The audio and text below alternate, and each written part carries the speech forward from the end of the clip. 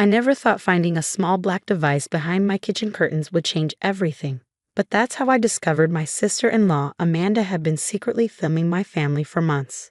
Looking back, I should have noticed something was off when she suddenly started accepting every invitation to our weekly family dinners. Amanda had always been the type to find excuses. Her yoga class ran late, she had a migraine, her favorite reality show was having a season finale. But 3 months ago, she began showing up like clockwork, her expensive phone always in hand, supposedly taking work calls from the corner of my kitchen. "Emily, you don't mind if I grab some water, right?" she asked, sliding past me to the sink, phone casually pointed at my cooking space. I'd smile and nod, focused on not burning the lasagna or making sure my sauce wasn't too salty. Cooking had never come naturally to me, but I was trying. God, was I trying. My husband Mike always said he loved my cooking, but I knew some dishes turned out better than others. When the garlic bread came out a little too crispy or the pasta was slightly overcooked, he'd still clean his plate with a smile, reaching for my hand under the table and giving it a squeeze. "Thanks for dinner, honey," he'd say, and I'd know he meant it. But Amanda, she'd push food around her plate, taking tiny bites while tapping away at her phone. Sometimes she'd smirk, and now I know why. It started with my neighbor Lisa showing me one of Amanda's TikTok videos during our morning coffee. "I thought you should see this," Lisa said, sliding her phone across my kitchen table. "My daughter follows your sister-in-law, and well," the video showed me in my kitchen, struggling with a stuck jar lid. The caption read, "My SIL thinks she's a chef, wait for it." As I watched, the jar slipped from my hands, marinara sauce splattering across my white cabinets. Amanda's perfectly manicured hand appeared in frame, holding up a scorecard, 2/10 for entertainment value. My hands shook as I scrolled through her profile. Dozens of videos, all filmed in my kitchen, all making fun of my cooking attempts. Kitchen Nightmare. Family Edition, one was titled. Another. When you're stuck eating your SIL's cooking. Some had hundreds of thousands of views. The comments were worse. "OMG, how does anyone eat that? I'm dying at her face when she tastes the sauce. Your poor brother having to live with this." I felt sick. Each video was a moment I remembered. The time I accidentally used salt instead of sugar in my banana bread, when I burned the bottom of the pot making soup, every small kitchen mishap carefully captured and curated for maximum humiliation. But it was the newest video that broke me. Posted just last night, it showed me teaching my 6-year-old daughter Sophie how to make chocolate chip cookies. In the video, Sophie's little hands carefully measure flour while I helped her crack eggs. When some eggshell fell into the bowl, Amanda's caption popped up, "Like mother, like daughter, another generation of kitchen disasters." My daughter. She dragged my daughter into her cruel game. I spent the next hour searching every corner of my kitchen. I found 2 more hidden cameras, one disguised as a decorative magnet on my fridge, another tucked into my spice rack. Professional-grade equipment, not cheap stuff. Amanda must have spent hundreds setting up her secret filming operation. The final camera was different though. This one, hidden behind the kitchen curtains, had a wider angle. It didn't just capture my cooking disasters.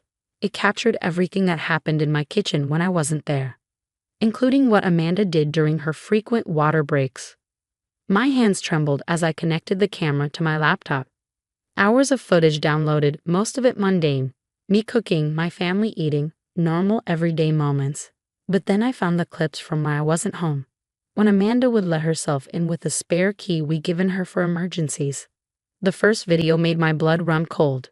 There was Amanda, carefully opening my cabinets, removing spice jars, adding things, switching containers, moving from drawer to drawer with practiced efficiency. "Let's see how dinner turns out when the salt and sugar tray places," she whispered to her phone's camera. "Time to make some content." Another clip showed her adjusting my oven temperature when I stepped out to check the mail. Another had her adding extra ingredients to my sauces when I went to help Sophie with homework. She hadn't just been documenting my cooking struggles. She'd been creating them. The timestamps showed dozens of similar incidents over the past 3 months. Every mistake, every disaster. They weren't accidents at all. They were carefully orchestrated scenarios designed to make me look foolish for her growing social media audience. I sat at my kitchen table, surrounded by the evidence of my sister-in-law's betrayal, and felt something shift inside me. The hurt and humiliation transformed into something harder, colder. Amanda had violated my home, manipulated my food, and used my daughter for entertainment. My phone buzzed. A text from Amanda. Coming to dinner tonight. Can't wait to see what you're making. I looked at my phone, then at the cameras laid out before me, and smiled. Oh, I'm making something special, I typed back. You won't want to miss this one. It was time to serve up a different kind of family dinner. I spent the afternoon preparing for dinner, but not in the way Amanda expected. First, I backed up all the camera footage to my laptop and a USB drive. Then I called my mother-in-law, Linda. Can you come to dinner early tonight? I asked, keeping my voice steady. There's something you need to see. Linda arrived an hour before the scheduled dinner time, elegantly dressed as always. She'd always been fair to me, even when Amanda tried to create friction between us. What's wrong, dear? She asked, noticing my tense expression. You sounded upset on the phone. I connected my laptop to the TV and played the footage. Linda's face went through a range of emotions as she watched her daughter sabotaging my cooking, laughing about it, and posting the videos online. When we got to the clip of Amanda mocking Sophie, Linda's hands clenched into fists. That little. Linda stopped herself, taking a deep breath. I raised her better than this. Much better. She turned to me, eyes fierce. What do you need me to do? Just then, Mike came home from work. I played the videos again, watching my husband's expression darken with each scene. When it was over, he pulled me into a tight hug. I'm so sorry, Em, he whispered. I had no idea she was, God. What is wrong with her? She's coming to dinner tonight, I said. And I think it's time we serve her some truth. At exactly 6:30 p.m., Amanda breezed through our front door without knocking, phone already in hand. She was wearing an expensive new dress, her makeup perfect, clearly ready for another filming session. Something smells. She paused, searching for a diplomatic word. Interesting. What are we having tonight? Actually, I said, I thought we could watch a movie before dinner. Amanda's perfectly plucked eyebrows rose. A movie? But what about? Please sit down, Linda cut in, her voice leaving no room for argument. This is one you'll want to see. Amanda's face changed as the footage began playing on our TV. First confusion, then shock, then pure panic as she watched herself sabotaging my kitchen, heard her own voice mocking my daughter, saw the evidence of her months-long campaign of humiliation. I can explain, she stammered, looking wildly around the room. It was just a joke, just for fun. Everyone loves the videos. Fun. Mike's voice was quiet but sharp. You call humiliating my wife and daughter fun.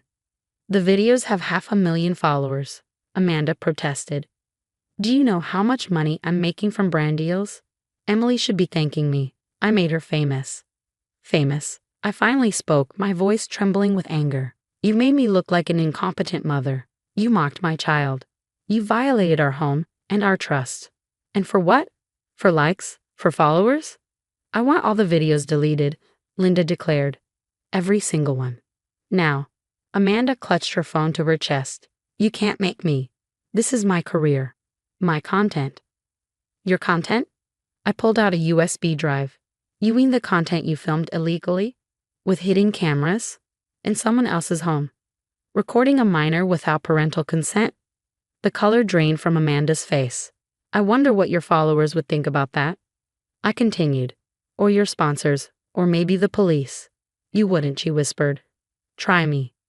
Amanda's fingers shook as she pulled up her social media accounts. One by one, she deleted the videos, her eyes filling with tears as her view counts and follower numbers began to drop. My engagement rate, she whimpered. And the cameras, Mike added. All of them. Now. She retrieved 2 more hidden cameras I hadn't even found, one in a fake houseplant, another disguised as a wall clock. Each one had cost hundreds of dollars. But I took particular pleasure in dropping them into a bowl of water, watching them fizz and spark. I think it's time for you to leave, Linda said to her daughter.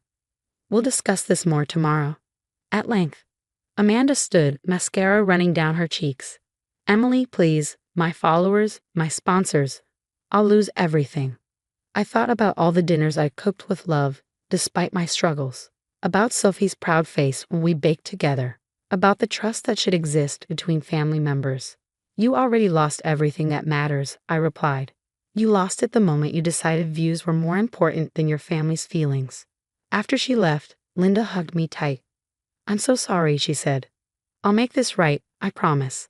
Mike ordered pizza for dinner, and we sat around the table. No phones, no cameras, just family enjoying each other's company. Sophie asked if we could bake cookies for dessert, and my heart swelled when she said, "Nobody makes better cookies than my mom." Later that night, I checked social media one last time. Amanda had posted a tearful apology video, claiming she was taking a break to reflect on my choices. The comments were brutal. Exposed. Karma coming through. Imagine betraying your own family for views. I closed the app and deleted it from my phone. Tomorrow, I'd go shopping for new spices, reorganize my kitchen, and maybe sign up for those cooking classes I've been thinking about.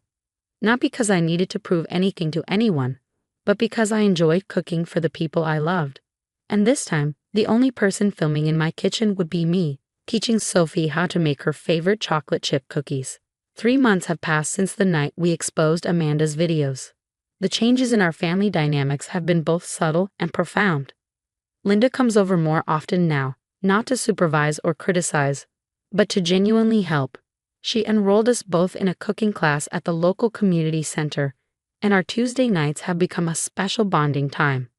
You're a natural with pastries, she told me last week as we mastered French macarons. I never had the patience for them myself. The irony isn't lost on me. I'm actually becoming a better cook now that no one's secretly sabotaging my efforts.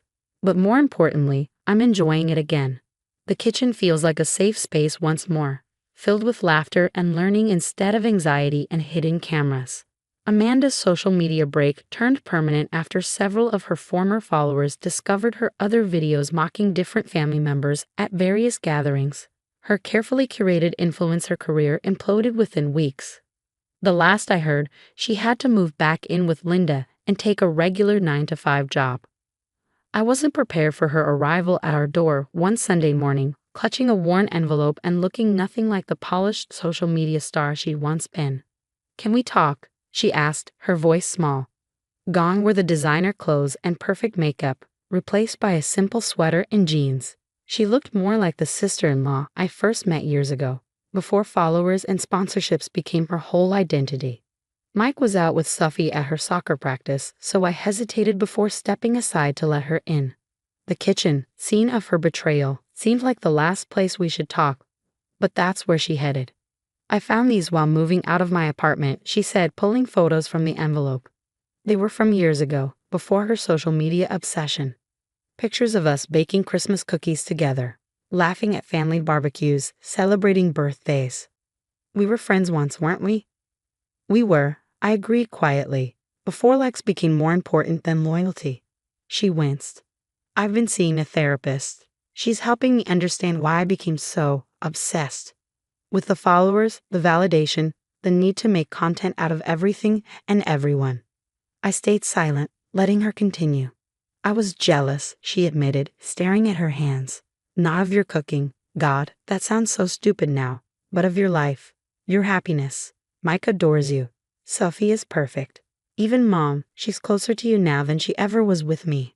So you decided to humiliate me online." I wanted to feel superior. Each video that went viral, each mean comment, it felt like I was winning something, but I was losing everything that actually mattered. She wiped her eyes. "I miss Sophie. I miss family dinners. I miss us." I thought about the hurt she'd caused, the trust she'd broken. But I also thought about what Linda had told me during one of our cooking classes. Forgiveness isn't about forgetting. It's about choosing to give someone the chance to do better.